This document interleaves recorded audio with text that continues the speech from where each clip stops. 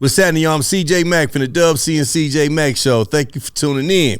Today's episode is going to be a little bit different because Dub C won't be in the studio. He's on the road with Ice Cube performing, but I'm sure he'll be checking in at some point throughout the episode.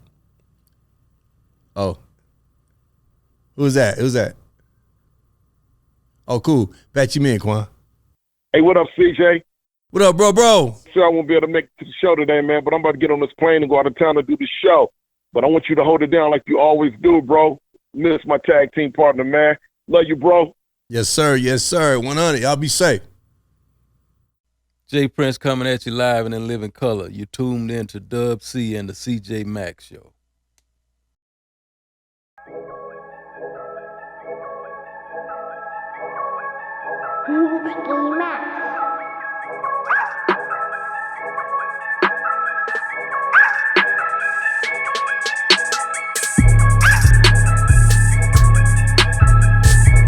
Ooh, y'all about to get y'all chest laced up. Y'all watching the Dub C and CJ Mack Show.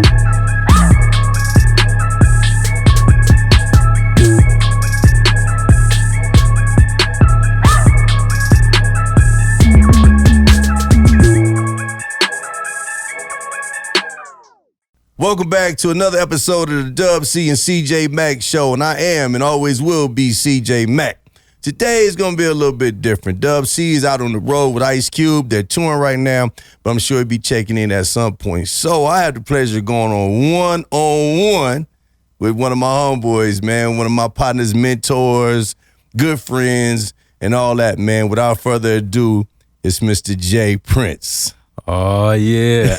What's up, bro? I'm good, bro. That's that famous, oh, yeah. Man, thank you for taking time out your busy schedule, man, to come over here and come chop it up with your partner, man. Yeah, hey, man, it's a privilege and an honor to be here. And thank you so much, man. You know, I want to thank you, something I never told you before, man. I want to thank you for not only coming on the show, but I also want to thank you for what you've done for my life.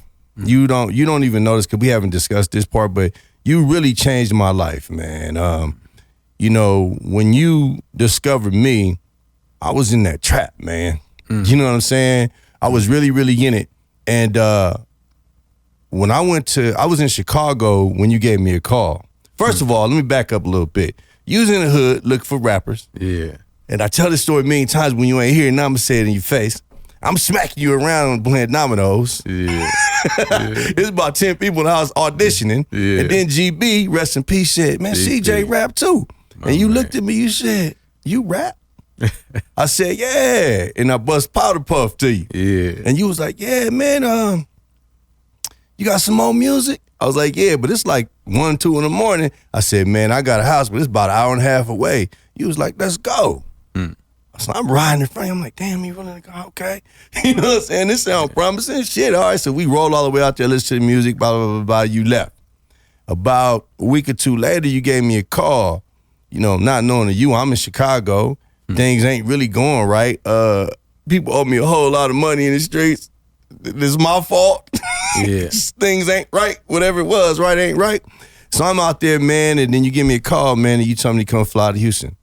So on the way to Houston, man, I prayed to God, man. I said, and God, if you let me change my life from this for this, I ain't never doing what I was doing again, ever. I will never, ever do it.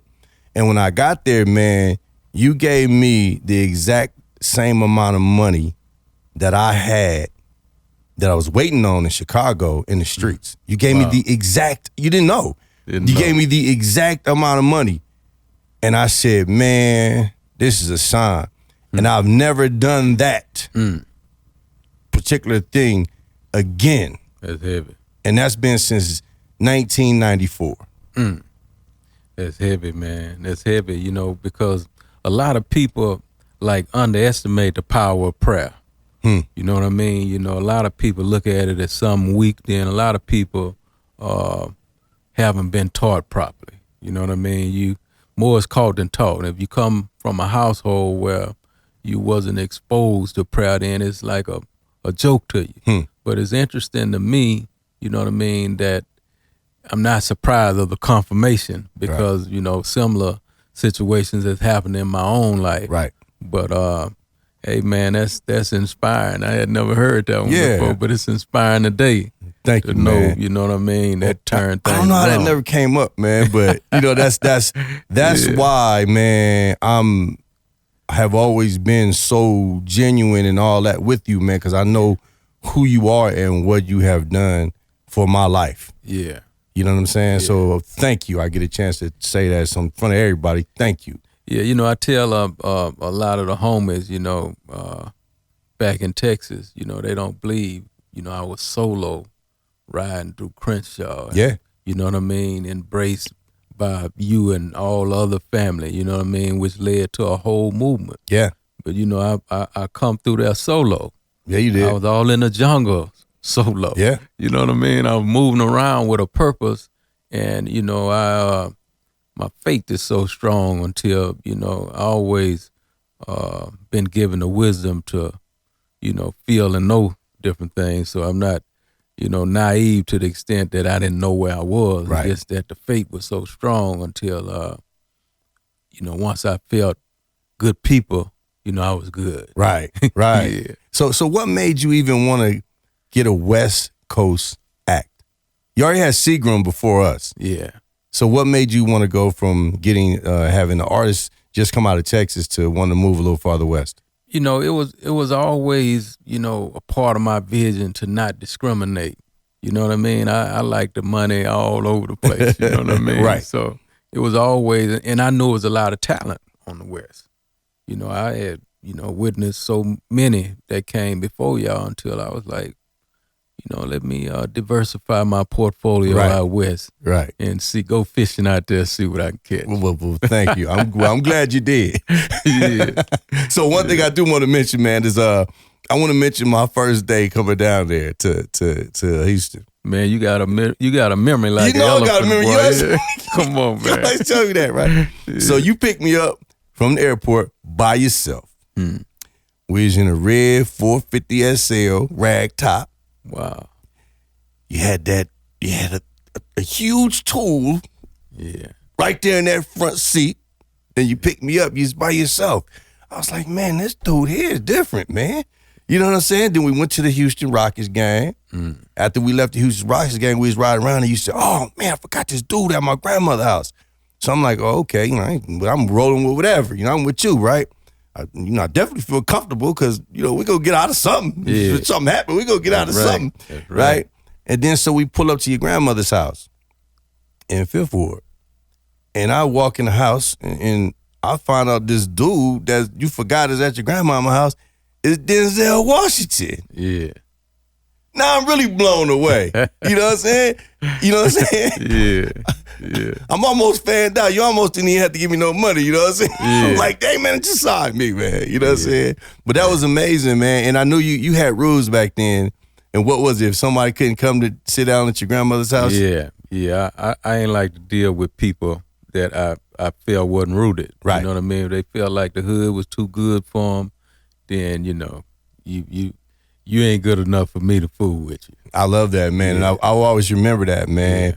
And some other valuable lessons and, you know, stuff like that, man. But Denzel was right there with the roaches, the rats, and everything, right? He was a real one, right man. there, man. And like I said, I couldn't believe it. You know what I mean? Yeah. So let's go back to your childhood because you shared some things with me. You know, I don't know how open you're willing to be on that, man. I know you told me when you were young, man, that you always made sure you had a real cool bicycle.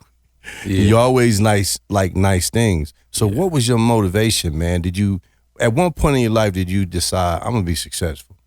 Yeah. I think at the age of 7 or 8 years old, you know, from like witnessing all the poverty, you know, all the pain, you know, the tears and different things in my household, my grandmother's household, friends' household, you know, I, at a young age, man, felt like I had to be the one to break the poverty curse where the family was concerned. So I wore that real heavy based on what I was feeling and seeing. Yeah. So what would you do? How would you accumulate your money and all that being that age? You know, back then at 7 and 8 years old, I started practicing from saving for my mama tips. You know, she used to work at a cafe or something, would bring me the tips. And I would say I was a pretty good saver, man, all the way to the extent, you know, I would save so well I have more money than they would have. Wow. So I found myself, you know, my auntie crying about a light bill, you know, which was $8 and something back then. Or what? I bring my child. Hey, don't worry about that. You know what I mean? So that's where it started, you know, just with saving. And I tell everybody I had this like uncanny love for money, man, where, you know, I was willing to, you know, just hustle from cutting grass to, you know, I had a stepfather that I just wanted to make money. I liked the way it felt.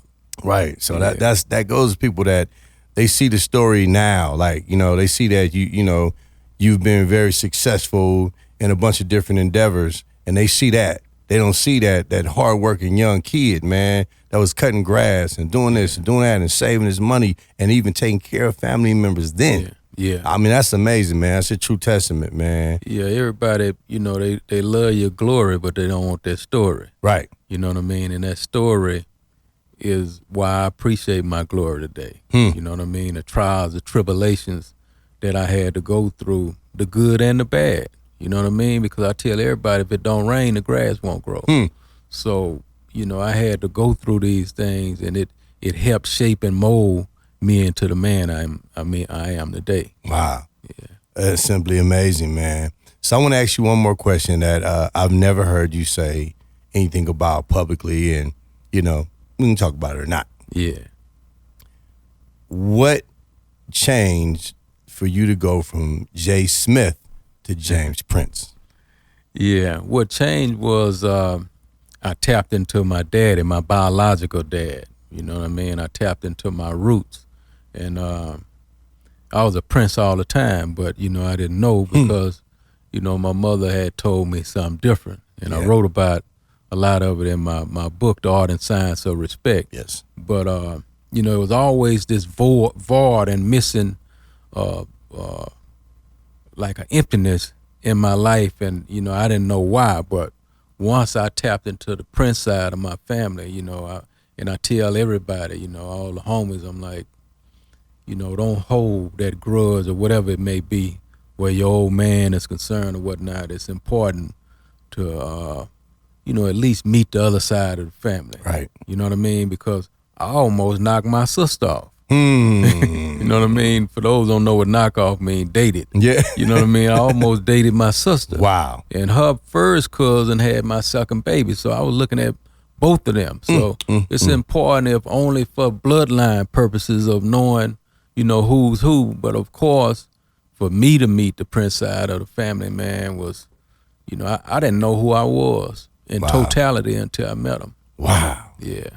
Because I remember the change. We discussed this, and I remember the change happened like a little bit after I left Rap A Lot. Yeah. You know what I mean? And I was like, wow. I was happy for you, man, because I was like, man, I know that is a great feeling for him to be connected with what's truly him. Yeah, no, it was life-changing, man. It was life-changing to, you know, meet my biological old man and spend time with him and see myself. You know what I mean? Because that's what I ended up doing. I had opportunity to look at myself, the strengths and the weaknesses, before I became the age I am today. Wow. You know what I mean? So it's so heavy. Them genetics is so heavy, man, until, you know, even with my granddaddy and great-granddaddy, you know what I mean?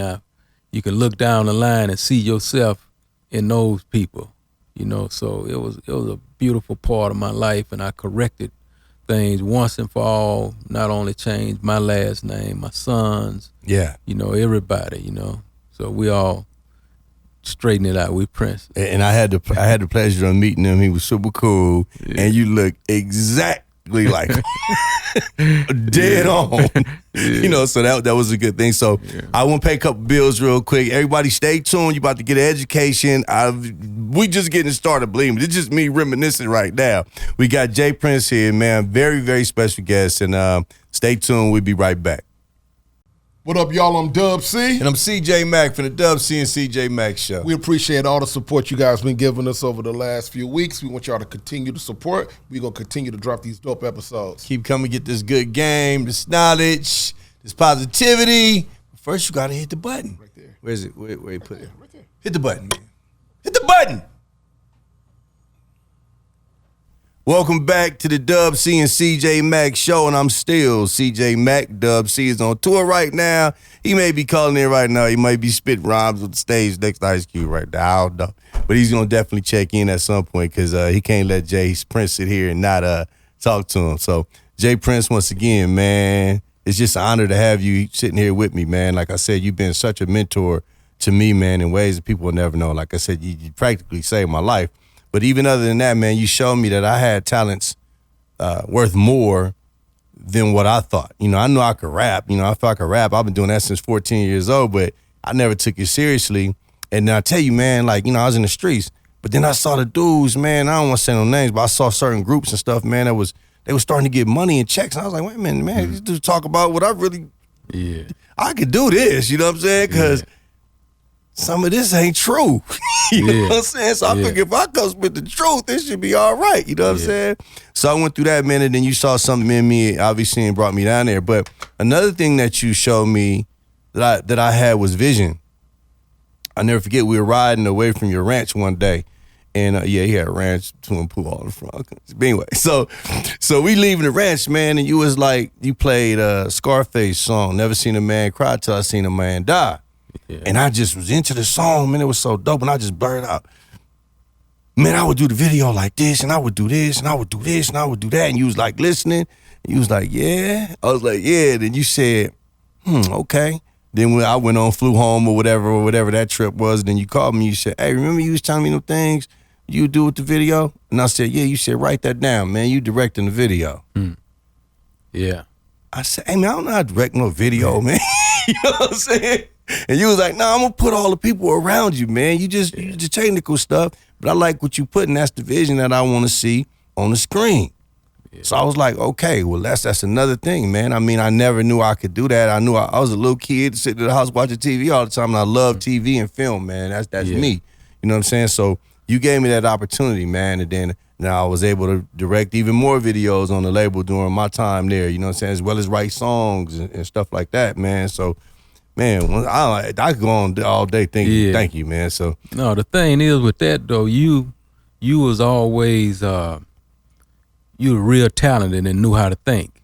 So you know, as we would, you know, ride and reminisce and different things, you know, I was listening. I'm a listener. Yeah. You know what I mean? And a lot of times people don't think I be listening, but I be listening. I hear everything, and the way you was describing different things was you know, was special. And that's why I always believe like you was before your time on a lot of different things. You know what I mean? I always believe you would be an amazing film writer, producer, and I still believe that to this day. Yeah. You know what I mean? So I'm not like surprised, you know, with what's happening right now, because, you know, that happened with not only you and me, it happened with a lot of you know, street guys. We some of the most talented people in the world, man. Right. If we would, you know, just exercise our gifts in corporate America to some aspect. But you always had that thing, man. Man, thank you, man. I appreciate it, and that's given me the confidence to go on and do the things that I know I can do. Yeah. You know, and I know now that I'm right. Yeah. You know what I'm saying? Like at first, I was just kind of like happy to be in the game and out the streets. Yeah. But now I realize, man, I've been in this game for a long time. I'm not a visitor here anymore. Yeah. So now, while God still got me breathing, I'm here and I got a chance. It ain't nothing that I'm not gonna do that I want to do. Real I see talk. It, I'm doing it, and it's getting done, and that's it, man. And you know, and so look, man. Before I even got a chance to meet you, you know, I used to see you guys, man, Royal Flush and this and that, and I didn't know, you know, nothing about y'all. I was like, man, who's these dudes, man? You know what I'm saying? Like, these dudes look pretty cool, you know. I remember the one cover y'all had sitting around the table and all that kind of stuff. I was like, man, I like to be a part of that. You know what I mean? So, what made you want to break into music? What was the deciding point that made you say, I'm from Texas. A lot of this is not going on. I want to get in the music game. The first stage came from my brother. You know, his name was Sir Rap-A-Lot. And, I remember. You know, I didn't want my brother on the streets. I didn't want him, you know, in street activities, and he would rap in my ear all day, every day. So, you know, my thing was, man, I'm gonna build this little studio. Give me your word that you'll stay in the studio and do your thing. And, we good. So that's where the first love came from. Then, after he showed me he didn't want it, and a few others showed me they didn't want it, it kicked in that I was playing on $1 million playing field. I always wanted to be a millionaire. So I'm like, damn, I'm at a pretty lucrative place. So let me, make time and learn how to play this game appropriately. So that's what kicked it off the second go round, which led to all the blessings and the fruits of my labor. I'm like, this is life changing. I can become a millionaire in Right. this thing. So even that wasn't easy, because I remember us having a conversation and you told me that you almost went dead broke Yeah, messing with this music stuff yeah. until Mind playing tricks on me. Yeah, I think I tell everybody, a lot of people think coming in this music game is going to be easy. It took me 7 years before I saw any kind of profit. And I think the profit was on that other level, that album.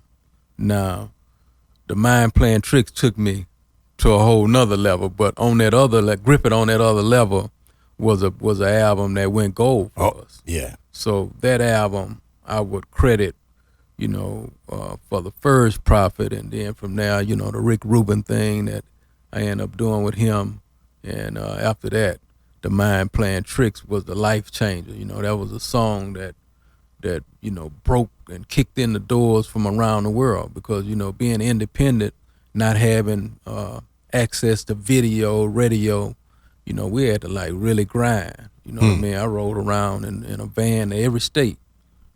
Staying there for a week at a time, just promoting. We didn't have social media back then. Right. You know what I mean? It was just like grinding in the gutters. Right. So we had to do that, man. But that Mind Playing Tricks was I tell everybody, it was a song that took respect, even to those that was hating with their arms tight and don't want to embrace it. Yeah, just, we here. The streets, what I mean, demanded it, and they didn't have a choice. And you guys recorded that thing on where?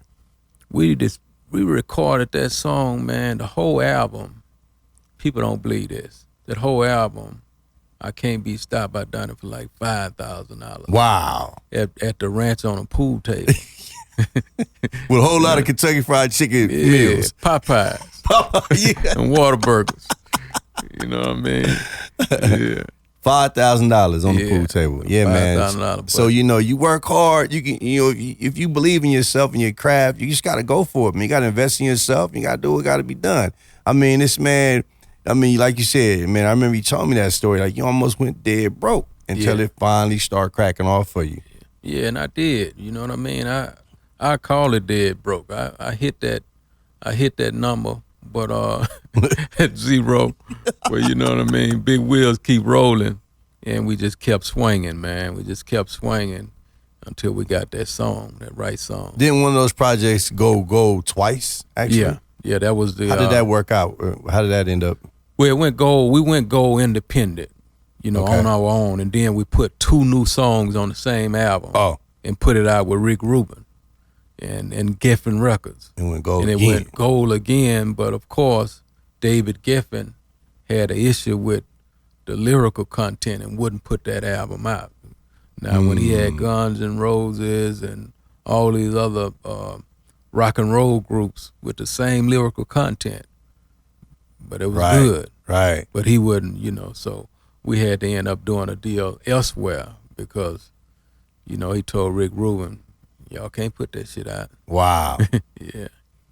So that was the beginning of the parental advisory and all that, and it was around the time Ice-T was having his problems and issues and stuff too, Yeah. probably, right? Yeah. Wow. Yeah. So speaking of problems, Yeah. everything's going well. You're doing good. You basically, I've been out there. You're the king of the city. I've been out there. Basically, you hold it real. You hold it down for Texas, man, and in the South in general. Yeah. And a lot of other people have come up under you and after you, following your blueprint, and they've been living successful lives and stuff. So they got to attribute that to you too, as far as I'm concerned. Yeah. So now you get to the point where somebody don't like it. Yeah. And I remember an incident with something about someone stashed a pill in the trunk of your car or something like that. Yeah. Yeah. What had happened was this particular officer that gave me a gun charge, you know, and I beat the gun charge, you know, because what they done, the way he arrested me was illegal and all that kind of stuff. So he saw me, I'm headed to a party one night, and he pulled me over and came and put the gun all in my face, and, you know what I mean, told me to hold my hands up. And so, you know what I mean, I done like he asked me to do. Kept me on the road for like an hour, and then decided to pull me on a side road in the dark and call a couple more officers. And, you know, I'm wondering, I'm like, damn, why these dudes, because they're having a full-blown conversation on the phone, and I found out they was talking to some district attorney, you know, trying to figure out, I guess, how to give me the case they wanted to give me. So ultimately, he came and took me out of one car, put me in another car, and then went back to the car that he took me out of, and look what we got here. Wow. You know what I mean? So One pill, man, ecstasy. You know what I mean? Here's a man, I was square as a block, you know what I mean? I wasn't even drinking, nothing back then, you know? And yeah, they gave me that charge, man, and ultimately, you know, I about 2 or 3 busloads of homies, you know, we got together and protest in front of the, you know, the police station and all kinds of stuff. Whole city man. got behind you. I saw those films. Yeah, so long story short, they tried to drive it to a misdemeanor. I said, no, I don't want no misdemeanor either. And ultimately, they dismissed the case. Wow. Well, the hits don't stop. I need to take one more break because we're going to get real, real deep. So let's take a break real quick, and we're going to be back with it. Caviar. Secret specialist. Yeah. Yeah. Yeah. Yeah, now long as I can breathe, you never see me stopping. I write for movies, fuck with TV music, keep me popping. I come from khakis, beanies, Batman coats, I have few options. Now I got Louis Vuitton, yo, Balenciaga. Mommy raised me, barely see me poppy. He yella, but it's the homies who would teach me robbery. Yeah, now having and wanting to have it. Do I wait forward or go out and grab it? Yeah, walk into school, get shootouts and stabbings. Made me get fooled and made me get savage. Cut school, call my cousin and they got me a gun. Got cool, they ain't buzzing, I'm just having some fun. Acting the fool, not knowing I'm dumb. Once again, welcome back to the Dub C and CJ Mack show, and I'm still CJ Mack. Dub C's not here, but he should be. He'll probably check in sometime. He's probably on the road right now, getting down, crip walking or something. You know, I don't know. But anyway, Jay, I want to talk to you a little bit more, man, about that topic. And I hate to stay on the sour stuff, but you know, that's injustice, man. And then I know you had another run-in with the law, with a particular agent that was really fixated on doing something to you. Yeah. Yeah, I mean, it been all of my life, man. I feel like I've been a target all my life. I don't know what life is like not being a target by law enforcement. Wow. You know what I mean? And those before me was targets, you know, so I'm immune to it to a certain extent, but this particular case that you speaking of is like the hitman. I call him a hitman, Jack Schumacher, you know what I mean, and his sidekick, Chad Scott. And I call him a hitman because this is a DEA agent that has like 8 bodies. He can kill like 8 people, and all the murders, from what his lieutenant says, questionable. Wow. He said he never trusted the dude, you know, because of course I had him investigated and interviewed, so that's how I was able to get all that information on this guy, Jack Schumacher. Now, they tried to take me out. Of course, you know, you may have heard the story why they pulled me over in the dark one night, like 3 a.m, and stopped me in one spot and told me to go to another spot. That had never happened to me in my life. Stopped me in one spot to be told to go to another spot. And when I was going to the other spot, it was McDonald's they told me to pull over in. And I pulled over at the stoplight at McDonald's, and I looked over, and it's black dog, and it's a Jeep and a Cutlass over there at McDonald's. So I'm like, nah, I ain't going over there at McDonald's. It's dark over there, right? And then, you know, even at the time, I got a couple homies trailing me. You know what I mean? Because a lot of threats had been sent my way. So, you know, we often to protecting ourselves, you know. And so I decided to, no, at the light, he said, pull fucking over. That's what he was saying in his, you know, this was a DPS officer Right. that they send to stop me. He pull fucking over. So I waved my hand. I'm going across to the Shell service station in the light, which is what I done. And he run to the car door, and I tell you to pull fucking over. I say, sir, I didn't want you to think I was trying to harm you in that dark, and I didn't want to think you was trying to harm me. What's the problem? You was swerving. So you got the wrong man. I wasn't swerving. I don't drink. I wasn't doing no swerving. Well, how much money you have on you? I said, man, you need some money or something? Why you asking me about my money? You know, so he tell me to get out the car. So he searched the car. No, he asked me about my guns. Where your guns? Before he tell me to get out the car. I say, my guns down here, my hands up here. I said, what's going on? Get out the car. So I got out the car, and he told me to stand in the back of the car. So he go to searching my car. I'm like, oh, this ain't right. So I walk on the side. I say, hey, man, why you violating my rights searching my car?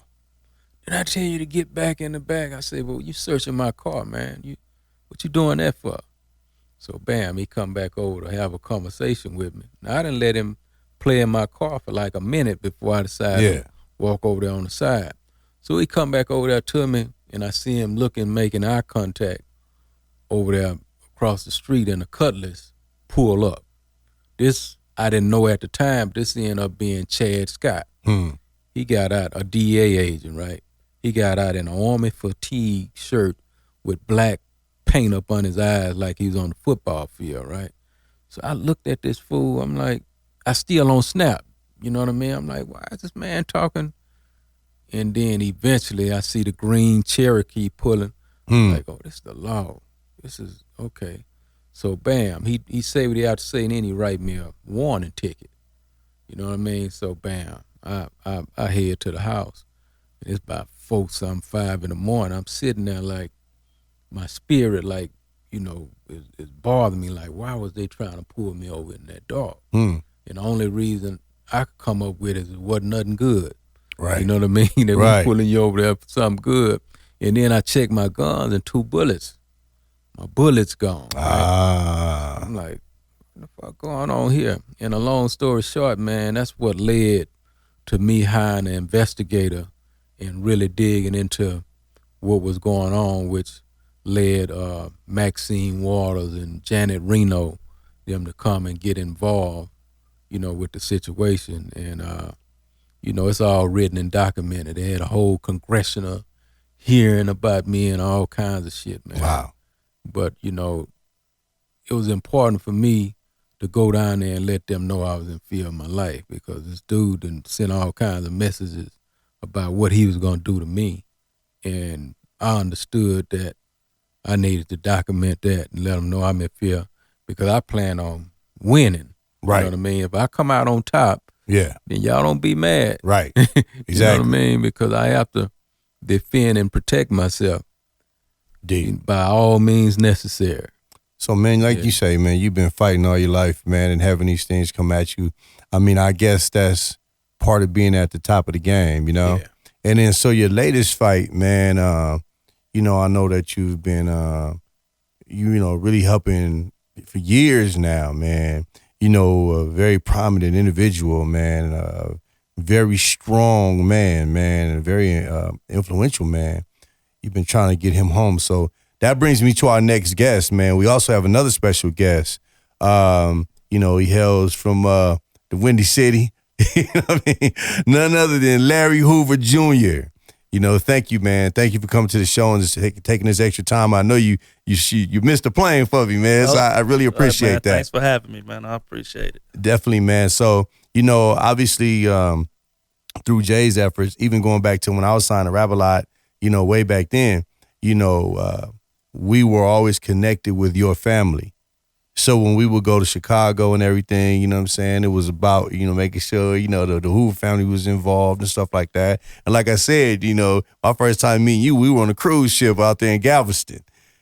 Oh yeah, I wasn't even supposed to be on the ship at that time either. Yeah. You was youngster, huh? Yeah, I just had a little ID. Oh, at that okay, time, cool. Yeah. So okay. So that's what I remember. You was super young. So anyway, you guys have been working. Your families have been working together for a long time in this fight to free your father, man. So let me know a little bit about. I mean, for people that don't know, I know a lot about what's going on with it, but let the people know kind of what's going on in this case. I mean, to simplify everything is my father was charged for a nonviolent drug crime. Right. He received 5 to 6 life sentences.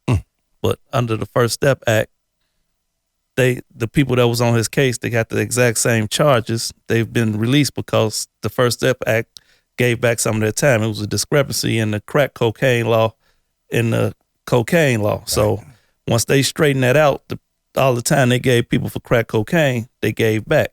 So all the people on this case that had the same charges, just about all of them have been released, and my father qualifies for the same type of relief that they had. Right. But it's under the judge's discrepancy. And like some of the problems is that he's influential, and they say that he might bring harm to the community with his influence, but he's a 71-year-old man who's not going to bring harm to the community. If his influence would be accepted, he would try to help to make changes out here in this world, because nobody's happy with what's going on in our community. But if they don't want him to make these changes, he'll also be happy to live his life as an old man and try to enjoy some time outside of those walls. So we just fighting for, some relief for him and for the people to follow the laws that they set. They give you the time, and you go by the law. Yeah. Now you expect the law to be fair when it comes back to his situation. Wow. And release him since he deserves a second opportunity. That's amazing, and it's an amazing story, man. And I got a friend right now, man, that's in a similar situation, and he received 30 years when he should have received maybe 3 to 5. And the most important thing, one of the things that you just said that stands out to me is the judge's discretion. Yeah. So it was said in court that they weren't supposed to use certain evidence other than intent. And then they end up charging him for things that they weren't supposed to charge him. And just like, so what? Well, there's a whole lot of things on the table. You would have to research and find out about that, because we're not really fighting that at this point. They wouldn't listen to it as, they usually use case law, and if you couldn't do it then, you can't do it now, or if you do something new, it sets the precedent for what they do moving forward. But they didn't agree to any of that. It's the First Step Act that gives us something to fight with. You know what I mean? All the stuff that happened that shouldn't have happened before, when they gave these guys these cases, my father and all the people that was on the case with them, the stuff that shouldn't have stood in court, that did stand in court, they just kind of let that go. But once the First Step Act came, that's what gave him opportunity. How long has he been incarcerated now? He's been incarcerated for 48 years. 48 years for a non-violent crime. Okay, hold on. Now, the crime that they put him in a federal prison for, that was like 96, 97 when he went to a federal jail, and he's been in the ADX in Colorado, where he's been pretty much in solitary confinement for the whole 26 years. Wow. That I mean, that really hurts my heart, man. That's deeper than I even thought. Yeah. You know what I mean? I know he's been incarcerated for a long time, and I know that you guys have been fighting for the longest trying to get him out of there. My whole life. But just to hear that the man has been in there, that there's, hey man, you got people that have committed so many other heinous crimes that have gotten out, man. You have murderers that have gotten out. Murderers come back home. You know what I'm saying, man? So, that's just really, it's devastating, man. And I can't understand what they fear in a 71-year-old man to make it. What point is there to prove? You proved your point. You're taking most of his life. Yeah. So what is there now? What is there left to prove to keep this man in jail? It seems like anybody that's influential in our community, especially when you're influential to the audience that he's influential to, it's like it's a threat. When, he's seen what his influence was, and how to use it in the right way. Wow. Which is not necessarily good to the powers that be. Yeah, and it's racism, man. It's racism to the fullest. You know what I mean? And you know, it's been going on before us. It's gonna go on after us. But you know, this is a mission that we're gonna fight to the last, you know, ounce of breath we have. That's how I'm committed to it. And you know, a lot of people don't like that commitment. You know what I mean? A lot of people feel like you should give up, and me, I shouldn't have no part. You know what I mean? And fighting this fight. You know, that's what officers and different things have told me. Why don't you made it? Why don't you disown? Why you come to the hood? Why don't you? I told him I'd rather be dead. You know what I mean? I'd rather be dead than to disown my hood and disown, you know, my hip hop culture and things like that, man. And that brings me to a subject I want to talk about. Definitely, like in LA, you know, I tapped into the real out there, right? It always been some real ones out there in LA. But right now, you know what I mean, y'all have one of the biggest rats that exists in the hip hop culture. And his name is Officer Rat 100. You know what I mean? And I have to say that because I don't never want the hip hop culture to be blind, you know what I mean, and be tricked and be fooled, you know, with these I call them bottom feeders. You know, like a catfish, they eat all the shit from other, you know what I mean, other fish, so he like a bottom feeder, right?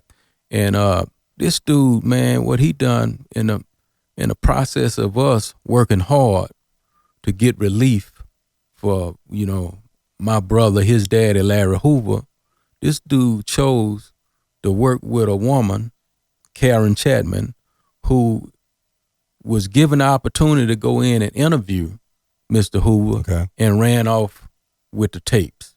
You know what I mean? Just ran off with the tapes. This never could have happened without him, his mother giving a green light for that to happen.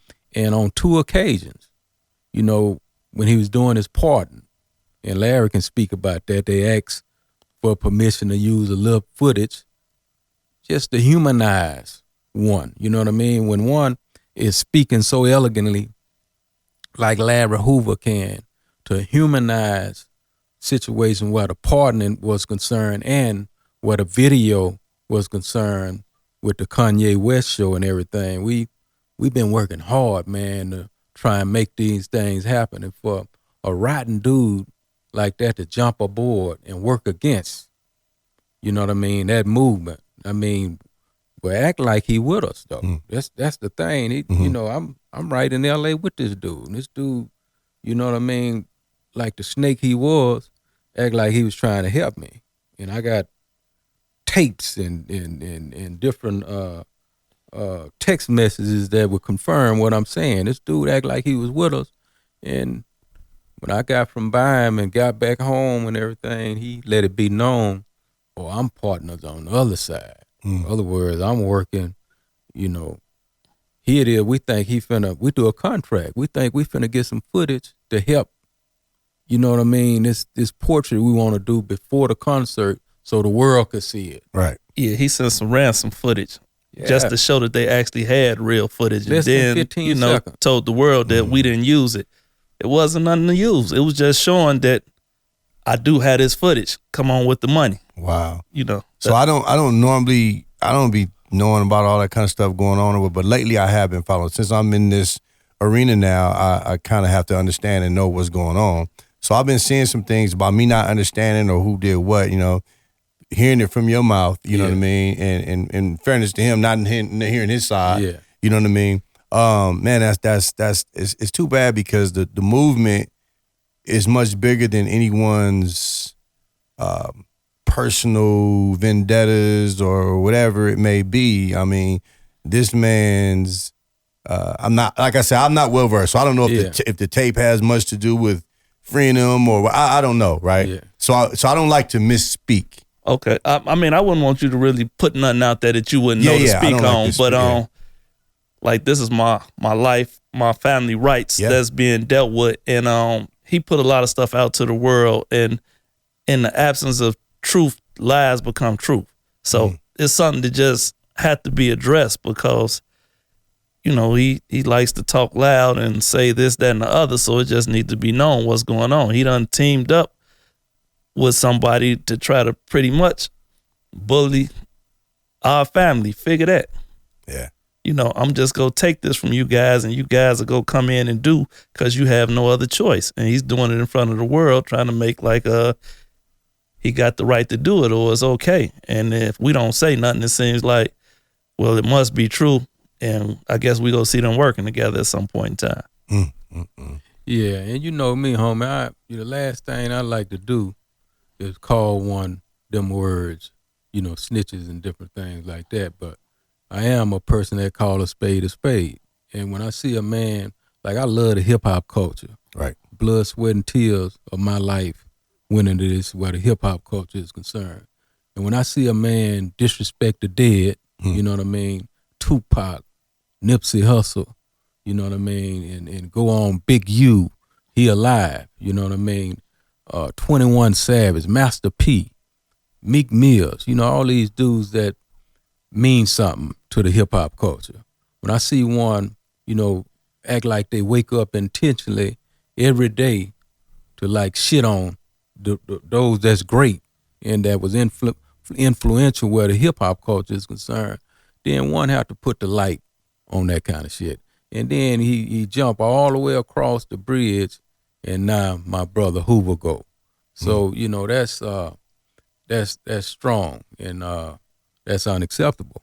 You know what I mean? So you know, for L.A., all the greats I know from that place and the whole West Coast, you know, I don't want no rattlesnake standing beside y'all and interacting with y'all. You don't know a snake. So I'm just letting it be known. You got a officer, Rat 100, cold rattlesnake. You know. Well, hey, you know what? You know, I hate to see it going on. You know, I'm about the uplifting of all of us, you know, so I hate to see the stuff going back and forth, especially with people I respect. You know what I mean? And people that I respect and people that I honor and people that I'm friends with and kick it with. You know, like you just said, you know, a lot of those names, those people are very, very important to me. And I know the character of certain people, you know what I mean? So I don't get into it. It's not my place, you know what I mean? Because I know that all my people can fight on their own.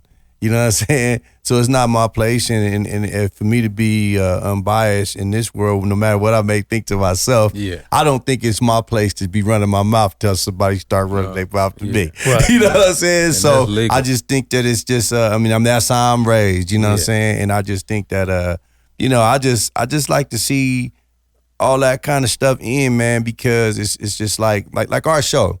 You know, I don't have we didn't build a platform to be controversial, and I'm gonna get on here saying I know stuff about everybody in LA, man. Everybody, ain't nobody perfect, you know what I mean? Right. But I'm not here to break somebody down, man, and start talking crazy to them and all this kind of stuff. Like, I'm a grown man, so that ain't what it's about for me. So I understand what you're saying and where you come from, and you know, I commend you on that, man, and definitely to fight for your father, man. Like, man, if there's anything I can even do to be a part of it, bro, like you like doing this, just bring it to light.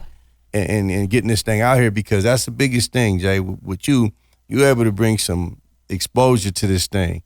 And I know you've been I watched you do it. Yeah. I was there in the 90s, you know what I mean, with them. And I know what it was like, hey, man, so we going to Chicago, and we're going to do this. I know that you've been fighting for a long, long, long time, so I can understand why you would be upset with the process being altered. Yeah. You know, we put on one of the biggest concerts in the history of hip-hop with Drake and Kanye. Yes. You know what I mean? And we had a agenda.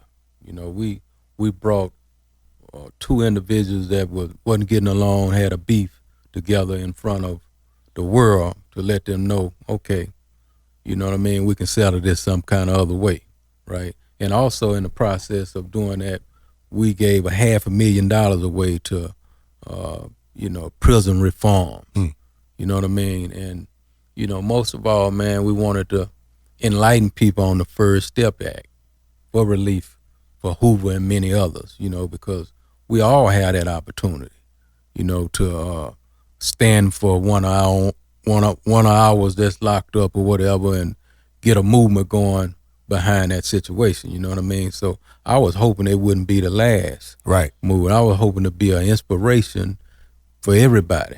Right. You know what I mean? Where that's concerned, let's take a real stand for the lost and shut in, because it's easy to say with a pair of lips, but what your actions Exactly. doing? You know what I mean? Exactly. So, you know, we done that, man, and we proud of doing that.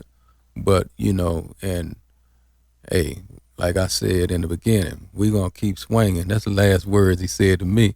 He Wow. said, "Whatever you do, don't stop swinging." Man, commendable. So he got that from me. I'm gonna keep swinging for him in the face of the world, and here's how it's gonna end. You're gonna be free. Yes, indeed, man. Yeah, we're going to put that in the universe for sure. Yeah. And do the work, and do the physical work, and not just talk, not just lip wrestle. Yeah.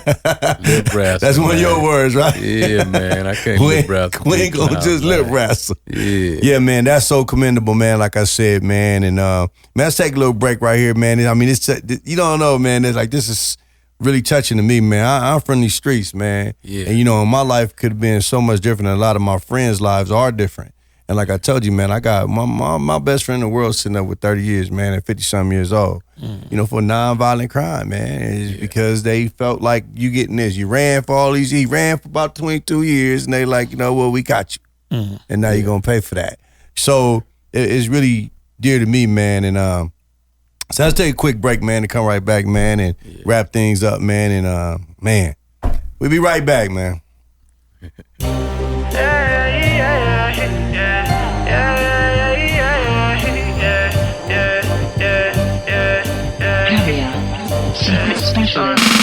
Sliding with my pistol on a late night, cause I can't sleep if I ain't got my cake right. Even when I'm up, can't wait to make a play, my nigga. I can't give it up, it's like a drug, my nigga. Got my niggas with me, them the ones I kill for. If I need it and you got it, you get sent for. Might hit the light switch, see niggas with they brims real low. It's unusual, but that's how it go. On my side, now I lay myself to sleep. Sliding with my pistol on a late night. I pray I make it back home. I got so fatigued, cause I can't sleep if I ain't got my cake right. Now I lay myself to sleep. Welcome back once again to a very powerful, meaningful, and very much needed Dub C and CJ Mack show. And I'm CJ Mack. I'm still sitting here with Jay Prince. And I'm sitting here with Larry Hoover Jr. And, you know, we were discussing some things during the break. And I feel really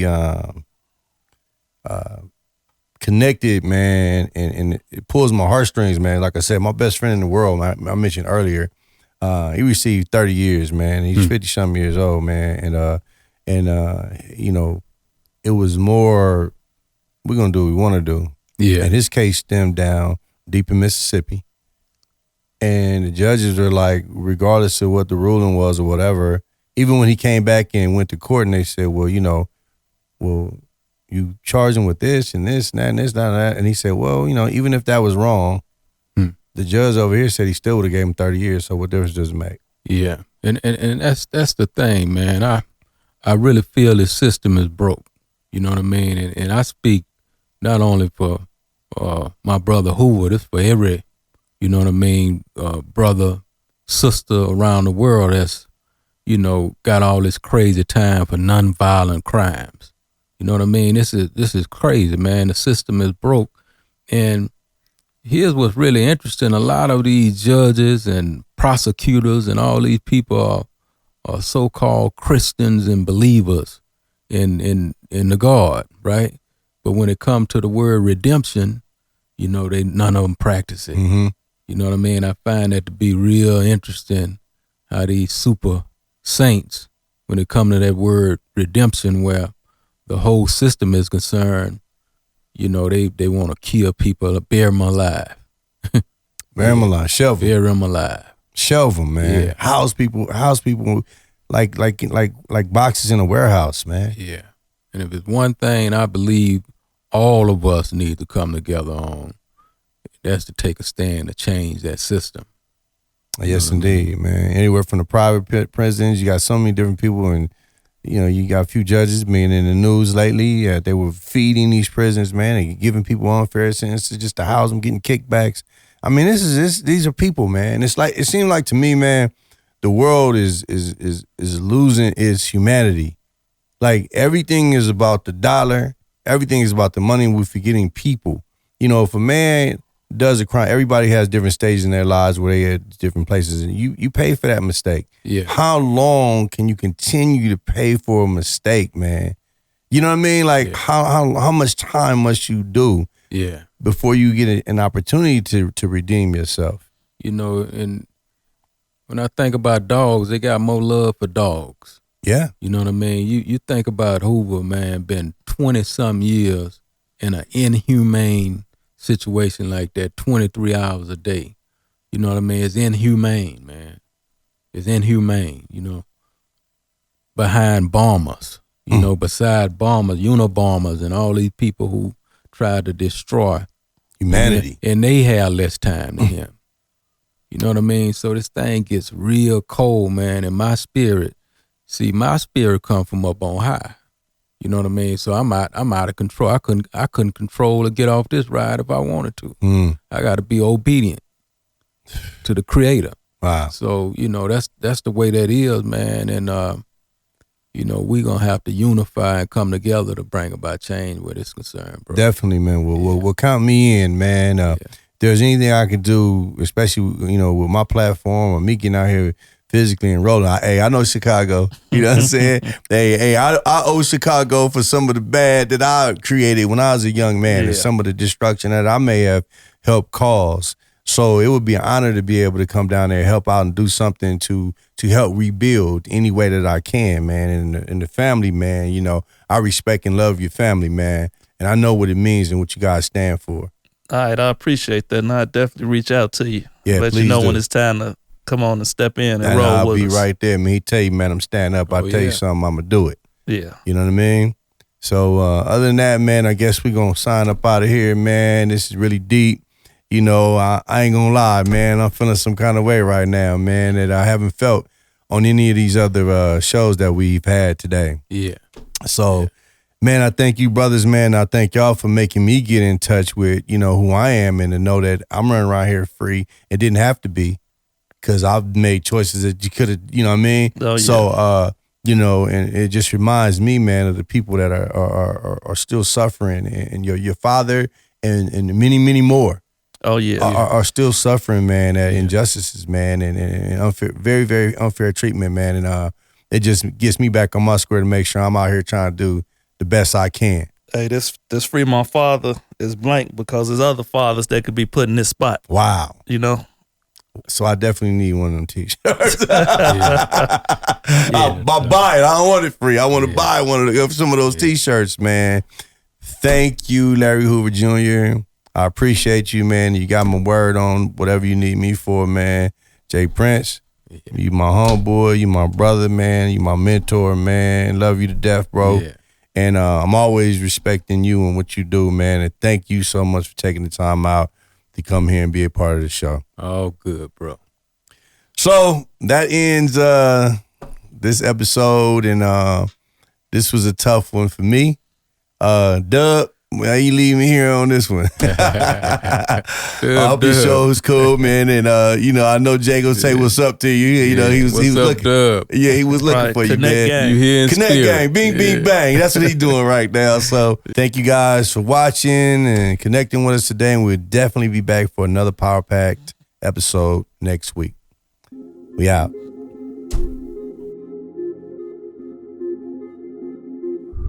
I want to know where the hardest light-skinned brother in America was born and who raised him. Who raised them? Who raised The question is who raised. It's not even really where I'm from. It's you? who raised them. Right. Man, I was born in San Jose. Pops sold drugs. He was a butcher by day, sold drugs by night. So just kind of was introduced to the street life. Saw drugs real heavy in the 80s. You know what I mean? And we had the party house too. So I was seeing people do what they do at an early age. Right. You know, I'm Italian and black, so biracial, but I really kind of grew up in the streets as Right. you know, but my parents were, you know, I called them functioning drug addicts because we never went without. You know, I felt like everyone did coke back in the 80s in their day. Like that was what they did. So we were always, you know, bathed, fed, dressed, went to school, but I just saw a lot of real shit at an early age.